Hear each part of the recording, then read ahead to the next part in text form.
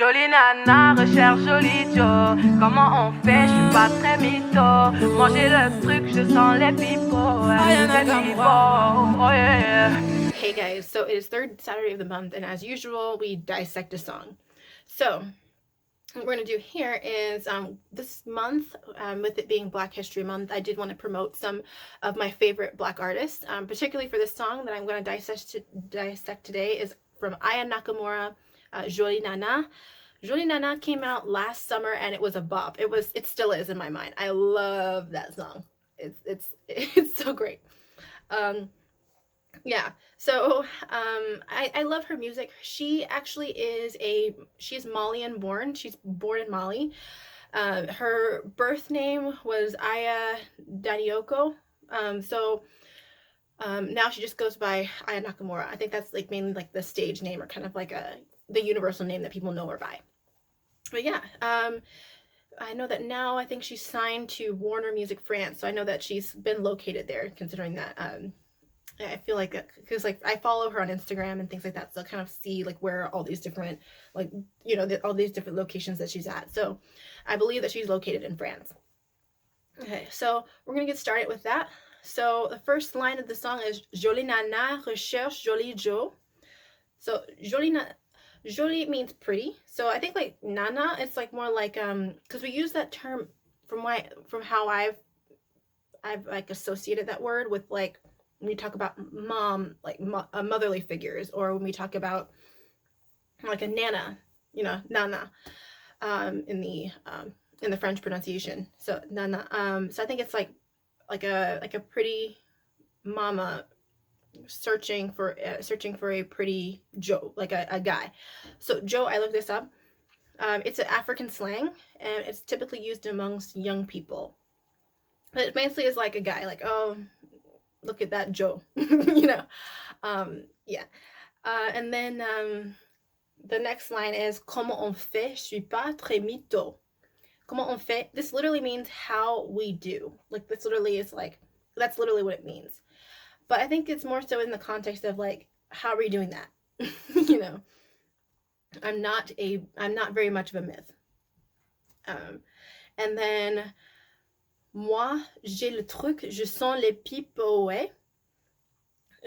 Me, I have the thing. Le truc, I mean, I use this sometimes, but I see it really common, like amongst like French artists. I actually, because I would watch like some interviews of like artists that I really like particularly Lompal, who we dissected his song about a few months ago, and I noticed that like every like once in a while he would always say le truc.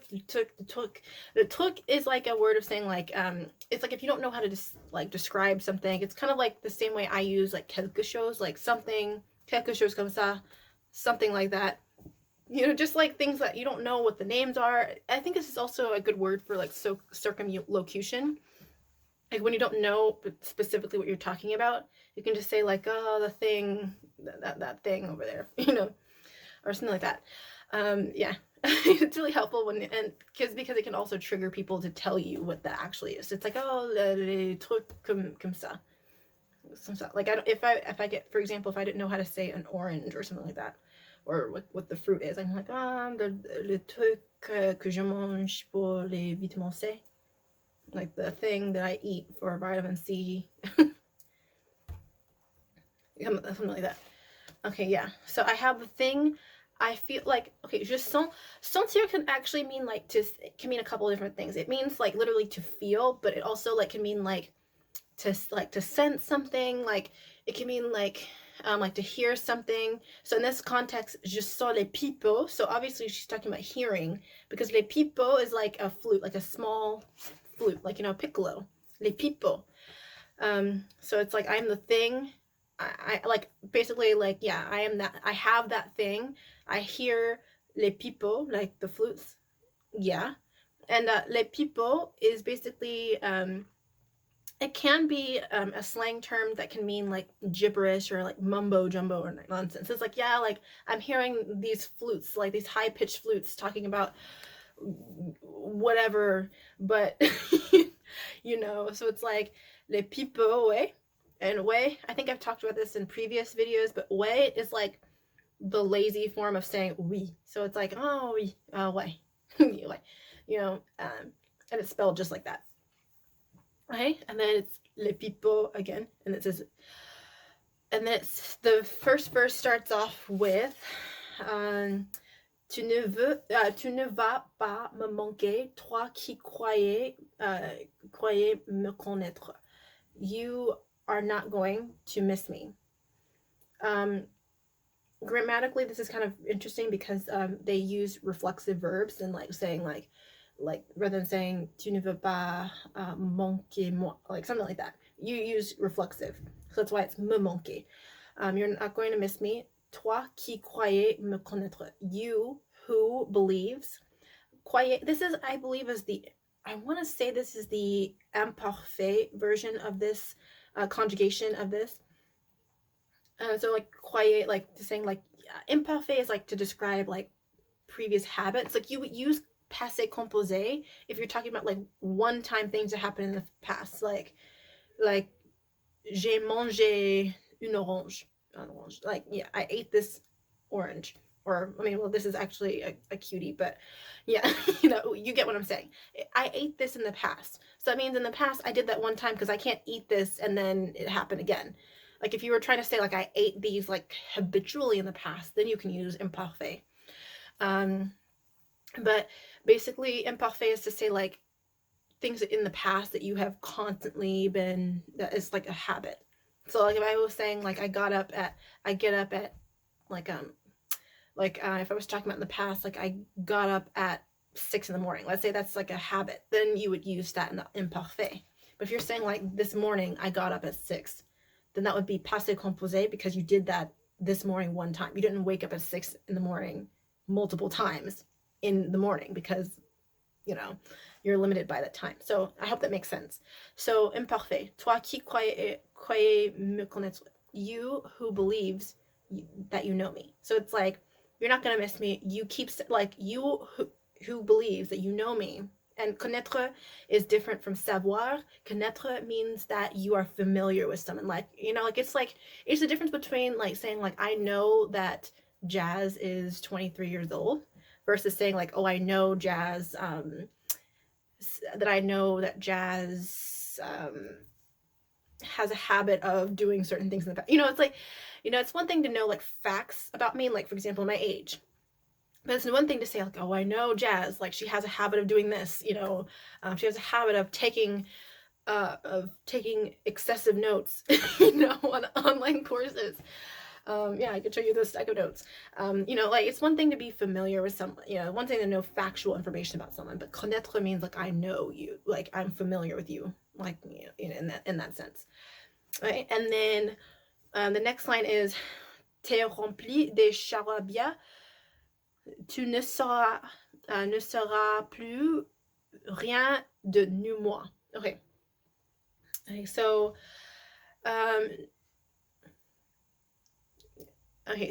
t'es rempli means you are full. Rempli can mean like full of anything. Like it can be like you're replenished, or if you're talking about like this, like let's say you're trying to say that this is full of liquid. C'est rempli de liquide, de la liquide, something like that. So you can use that in that sense to say like you are full of nonsense. Charabia is basically gibberish, like just you're full of BS, you know. And that's the G version of what I'm trying to say, you know. I think I got my notes mixed up. Les pipeaux actually basically means like lies, so it's like hearing sound like the lies. I'm hearing lies. And then charabia is gibberish and mumbo jumbo, so it's like you were full of BS. Tu ne seras plus rien de moi means you will not know the new me anymore. So this is one of the reasons why I tell people never to translate things literally, because grammar structures are different in other languages, and don't get me started in German. You know. So sera, and also we don't pronounce less letters in French typically. So this is actually the future tense of savoir. So it means you, like plus rien means like anymore. It means you will not know me anymore. You will not anymore know the new me. And it's interesting that there's like sometimes in French you'll kind of see like, or French songs I've seen like certain, like sometimes they'll put like English words in there. So you'll see like du new moi, like the new me. So you will not know anymore. Like you, it's like saying when you see the new me, you will not know who I am anymore. Like you will not know, you will not recognize me. You know. Je ne peux pas supporter ta osé me comparer. Okay, it's saying I cannot, ne pas. Basically, anytime you know this, something is being negated. There's going to be a ne and before the verb, the conjugated verb, and then a pas afterwards. Also in speech, sometimes you can use like, you can take off the ne, as long as one of them is there in your speech, it's important. When you're texting, sometimes people will say like, they'll use one of the other, like it's common to say like, je peux pas, like, because when you're speaking, you're trying to get, you know, you're typically speaking at a quicker pace, and sometimes you will drop off certain things, like certain letters or sometimes words that that kind of don't make sense. You know what I mean? Like when you're writing formally in French, you want to say je ne veux pas, je ne peux pas, but you don't want. I mean, but in colloquial dialect where it's like you're amongst familiar people, or in songs are very informal, then you're more than welcome to just drop something off. You know, like, I mean, even in English, we don't speak in proper grammar. I'm gonna be honest with you. Yeah. So it says you cannot support, supporter, and then t'as osé me comparer. So it says you have dared to compare me. Yeah.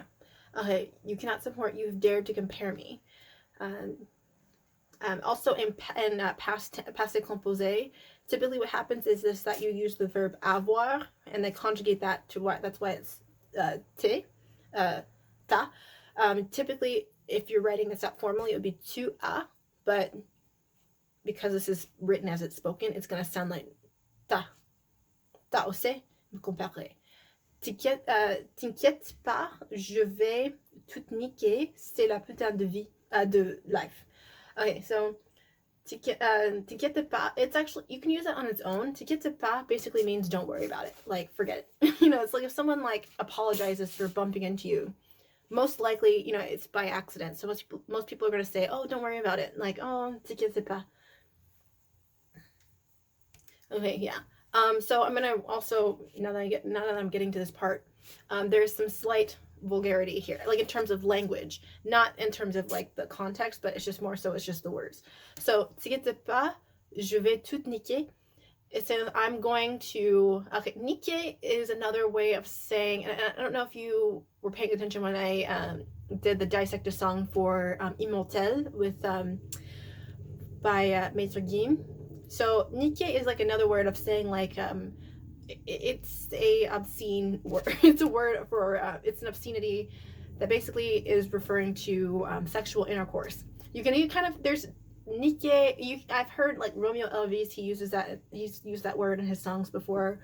You can hear like baiser. You'll hear like foudre. They all relatively mean the same thing. You know, it just depends on the context of how you use it. So it's like, don't worry about it. I'm going to like tear everything up. You know, like, I feel like, you know, when you use the F word in the English language, there's so many different ways you can use it. Whereas like for here, there's just like, there's so many different words to say one thing. In English, we use the same word in different contexts, but for them, they have so many different words that we use one word for. Okay. So it's saying, it's like basically, don't worry about it. I'm gonna kill it. Like, I'm gonna mess everything up. Okay. Je fais tout niquer. C'est la putain de vie, de life. Okay, this is so confusing because it's like life, and I'm sitting there, I'm like, that's English. You know. So putain is like an adjective typically, but sometimes it also can be used as a noun. So, but basically, putain is also another word of saying like the F word, but like in context of like, it's like I don't know, like the messed up life. It's like I don't really know how to like directly translate this word for word, but in context and interpreting, c'est la putain de life. It's like you know what? Forget about it. I'm gonna mess everything up. It's kind of like it's you know it's like that's like the crappy part of life. You know, it's like, oh, it is what it is. And then it goes into mais qui va se négliger? Okay, it says, but who is going to neglect themselves? And this is also reflexive. That's why it's se négliger versus, you know, like saying like, you know, rather than like, if it's négliger by itself, then it means like to neglect. But se négliger means you neglect yourself. Something reflexive verbs is when you do something to yourself, versus when you use it without the reflexive, it means that something else is doing that, you know. So it says, but who's going to neglect themselves? And then in parentheses, it says, pas moi. It means not me. Je vais pas me négliger. I'm not going to neglect myself. Si c'est fini, c'est la vie, vie. Okay, so it means if it's finished. Okay, so also fini. Finir typically in the passé composé is going to be used with avoir, so it would be j'ai fini, like if you're finishing your dinner, like, or this orange, which I keep referring to, it's like, oh, I finished this orange, then it would be j'ai fini cet orange. Yeah, I finished it.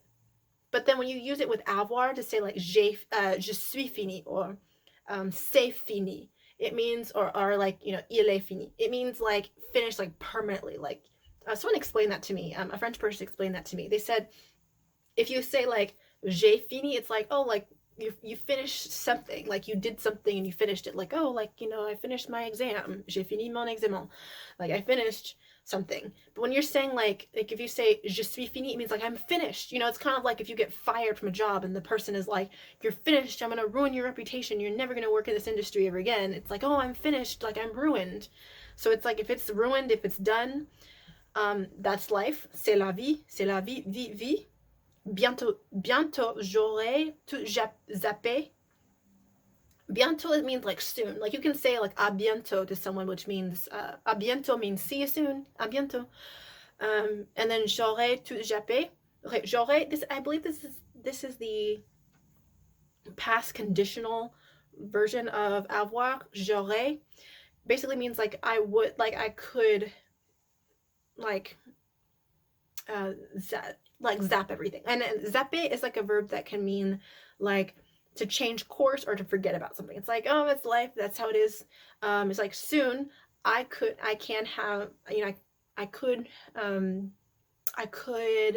forget about it. And then it says j'ai dit oui. Okay, so it's, and which means I said yes. So it means like, so basically it's like, who's gonna, well, in this case, I think this is kind of like a breakup song. It's kind of like a, you know, because it came out during the summer, and it's like, you know what, like, you did this crap, I'm looking for someone who can treat me this way. It's like, who's gonna neglect themselves? It's not gonna be me. If it's finished, like if this relationship is done, that's life, that's how it goes.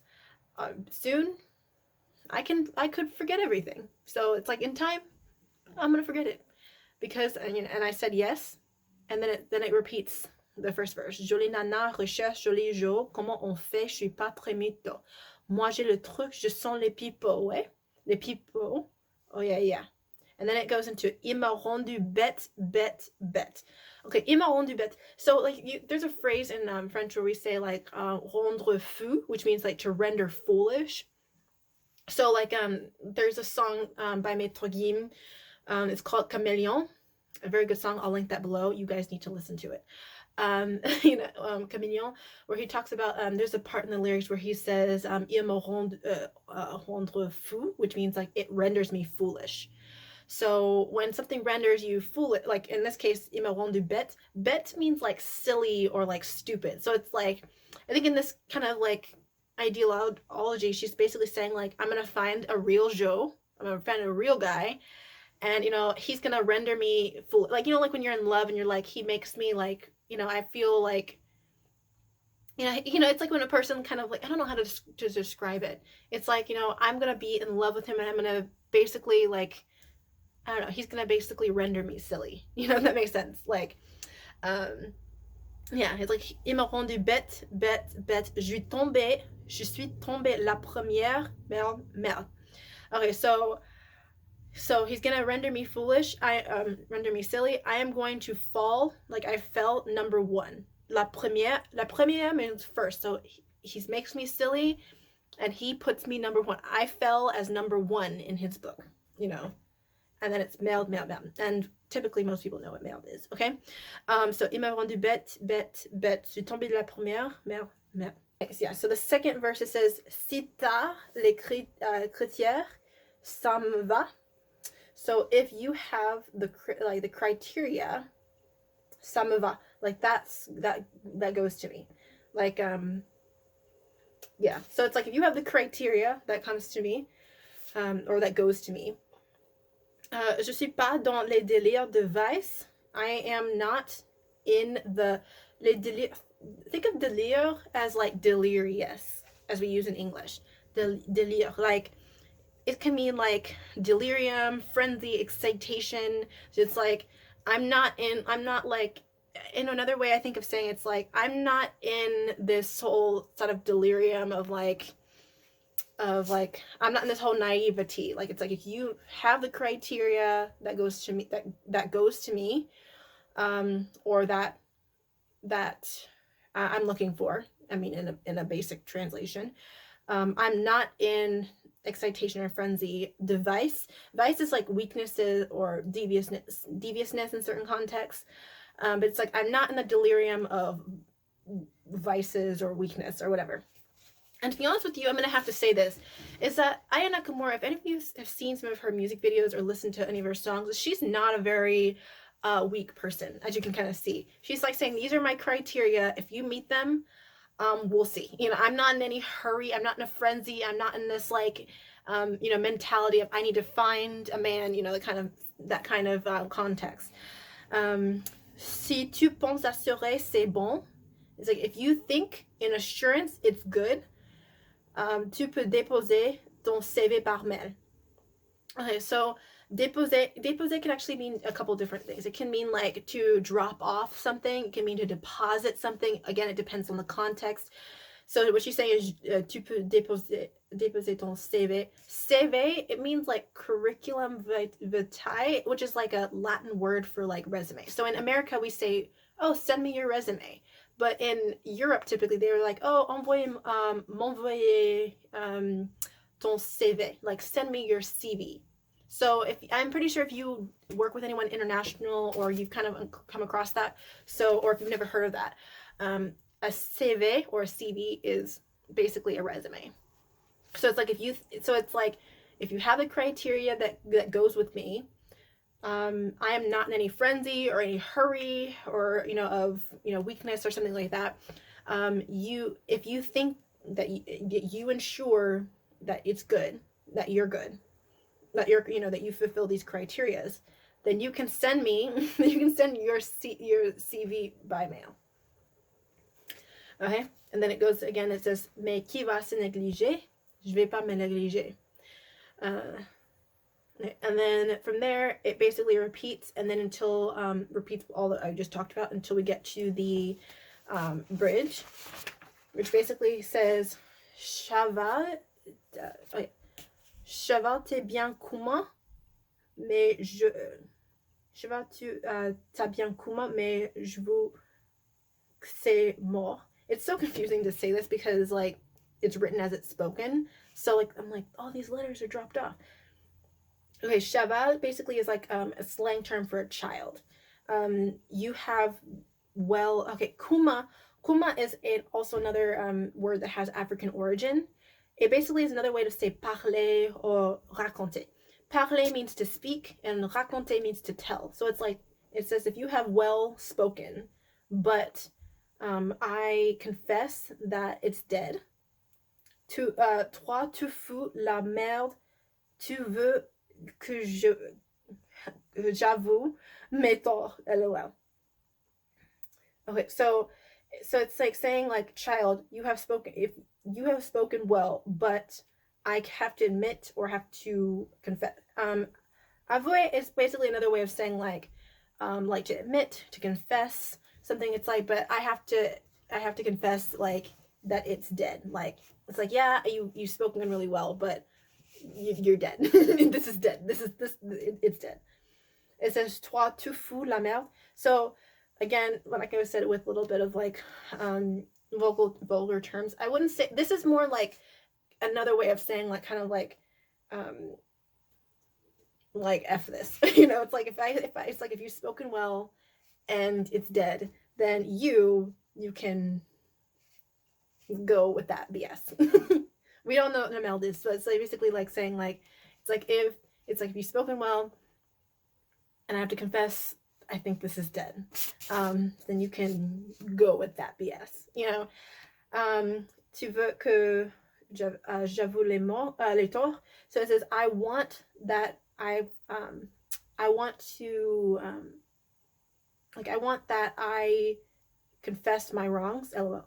It's like I want to confess that I do have faults. Like it's like a kind of saying I want to confess that I'm imperfect and I have flaws. Like I think because tort, like if you wanted to say like if for example like if you're trying to say that you're correct about something, like saying like I'm right. Like I wouldn't say like I am right.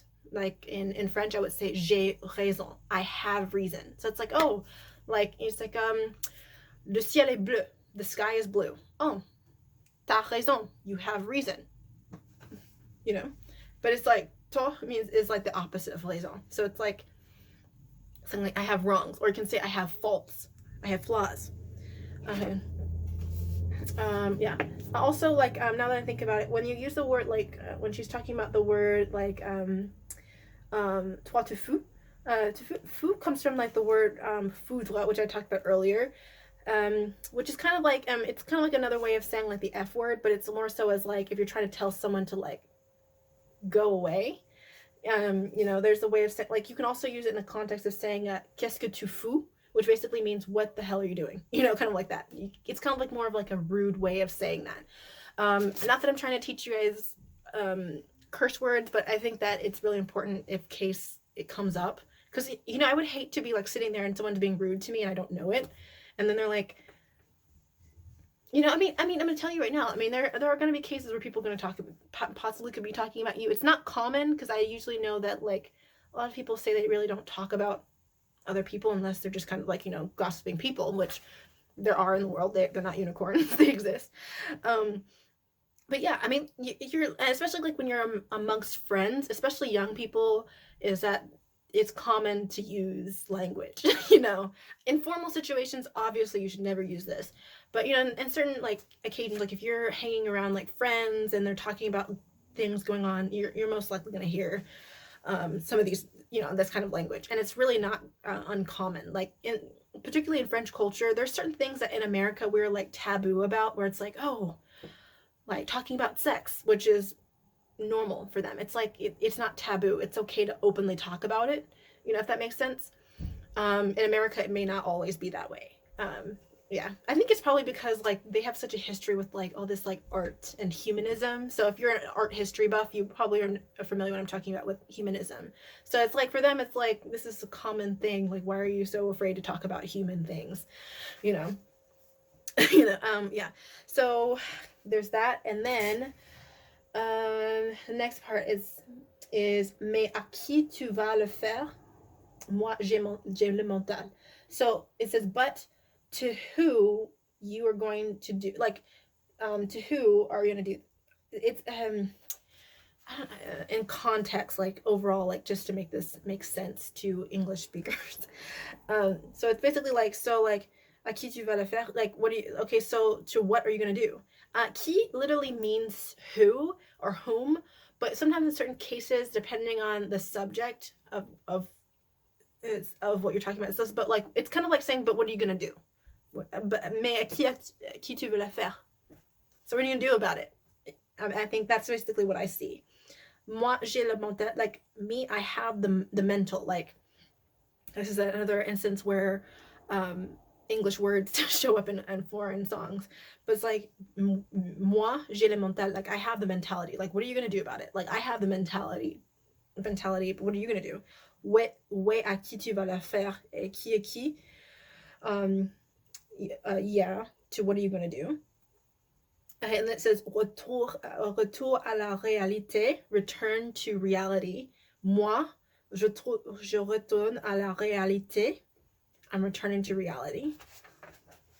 Ouais, j'ai le mental, à qui tu vas le faire. It repeats again. And then Jolie Nana, recherche les jours. And it goes on again until the end of the song. So, fairly short, as you know. But I think that this is such a great song to me because I think it's a really good song for self-confidence. Despite the fact that there are some like words that are a little inappropriate. And like I said, like in America, like I said, there's certain words that, I mean, this is kind of like common language to kind of hear, like on a, I wouldn't say like on a regular basis, but it's kind of common to hear in conversations, like when you're talking to your friends about, oh, look, you know, this guy, he dumped me, or this guy, you know, I dumped him because he's not, he you know, he keeps doing this, that, and the other, you know, when you talk about it, it's like, oh, you know, girl, you know, you need to, you know, it's like, you need to find yourself somebody who blah, blah, blah. It's common to like talk like that in like colloquial situations. And I think that in school, typically we teach like formal speech, but it's like, let's say if you're moved to another country, and you can also check out our Saturday talk from 2 weeks ago with Sonia Bahala about moving to a foreign country and her perspective on first impressions and her experience with learning the language and things like that, is when you move to another country, you're not going to be subjected to formal dialogue all the time. So you need to really be able to decipher, okay, like this is common to hear. Like you're in a conversation, let's say you're with coworkers, or when you're, you know, in a very informal setting and you're hearing people throwing around all this dialogue that you've never heard before, it's going to make it a little bit harder for you to kind of adjust. So this is very common to kind of hear in certain cases. Especially because in France, particularly, there is a lot of diversity, particularly because you have a lot of people who come from African descent, kind of like Aya Nakamura, where there are a lot of African French-speaking countries. So a lot of times they're going to migrate to countries that speak the same language. You know, it's like if I grew up speaking French in Morocco, why would I go to the United States that speaks primarily English? You know, I'm going to go to France because, first of all, it's easy to cross the Mediterranean Ocean and get there. You know, if it makes sense when it comes to, I mean, also there's all different kinds of circumstances. I know that Mali, last time I remember, I think there was a civil war going on. Same thing with Maître Guim. He's from the Democratic Republic of Congo. So I know there's like dictatorships and things like that. So people move for different reasons, but they're typically going to migrate to countries where a language is spoken that they have in common. Oh, that makes sense. And one of the things I love about the song is not only is it like very much empowering, because it's talking about like not putting up with BS. And if you guys know that I think you guys who know me personally, I'm very much single by choice, and it's because I have standards. And she talks about that throughout the song. I mean, and I think that's something that it's more so it's like, you know, yeah, if you have the criteria, yeah, I'll hear you out, but I'm not gonna, but so you know, je suis pas dans les délires de vice. But just so you know, I'm not in a hurry. I'm not in a frenzy to be in a relationship with someone that I really am not impressed with. You know, if that makes sense. And I think that every woman or anyone who's in a relationship, it doesn't have to be like male or female. It's like you shouldn't have to put up with someone who's not meeting your standards. You know, I mean, there's one thing for people to have imperfections. You know, for my thing is I know for a fact I have a lot of paranoia, and a lot of it's not like relationship paranoia. It's just sometimes like paranoia where I'm very hyper vigilant about being in dangerous situations, you know, and a lot of that kind of comes from like previous traumatic events that I've kind of gone through. But I mean, like, I'm going to be honest with you, everyone has flaws, but it's like, as long as like, if you're meeting the criteria where you're always, let's say like my criteria, just as an example, is, you know, I want someone who's going to support what I do. Obviously, this is something, you know, MMP is something that I've been growing for a while, for about 2 years now. Almost 2 years actually. And so I'm like, this is something that's important to me, and I don't want to be in a relationship with someone who's going to stunt my growth. You know, like when you look at, and now that we live in a world where we have a woman as a vice president, we have the very first second gentleman. So it's more so as like, I'm going to tell you right now, guys, it's not emasculating. You can go talk to Justin Baldoni, you know, the guy who's the expert on the topic of man enough. You can go talk to him. There's nothing, at least in my opinion, as a female who is very, very ambitious, there's nothing more attractive than someone who's like, yeah, babe, I love that you're doing something, worldly. I love that you're doing something to better society, or do something like that. I think there's nothing really more attractive, at least in my book, of someone who's supporting what I do. Not only supporting what I do, but also being actively involved. Like, that's a big deal. So, and especially because we live in a different world now where we don't have to be we're not required to be housewives all day. We can actually have our own lives. So, and I love that. I love how she says, mais qui va se négliger? Pas moi. Je vais pas me négliger. I'm not neglecting myself. I'm not neglecting my standards. I'm not gonna, and then, when she says, and as much as it's like, it's not a pleasant thing to say, but when she says, je vais tard bien comme, mais je veux que c'est mort. Toi, tu fous la merde. Tu veux que j'avoue mes torts. Like, when she says that, it's like, get out of here with this BS. I'm not here for that. And I think that that's just a standard that everyone should really have, is that you shouldn't put up with things because I want to be in a I really want to be in a relate. I'm going to tell you right now, I know people who are single who've said, I've never been in a relationship.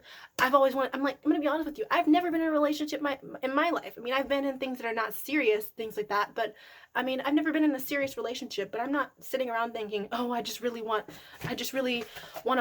a boyfriend. I really want to, it's like, girls, don't go down that path, because the moment that, like, you feel that way, then you're gonna start falling for the first person that comes into your life, and that's not the best thing. The first thing that comes in your life may not be the best thing. So the best thing is just to wait for the blessings to come, be yourself, do some things. So, but I think that's the main thing I admire the most about Aya Nakamura's music, is that she's very much about confidence. She's very much about, I think, in terms of, like, just as, the idea of, like, the strong Black woman is like, I'm not, I'm going to tell you right now, and Wanda Sykes will tell you, Black women don't play. We don't, so it's like, you need to get yourself in gear. Otherwise, you can hit the road.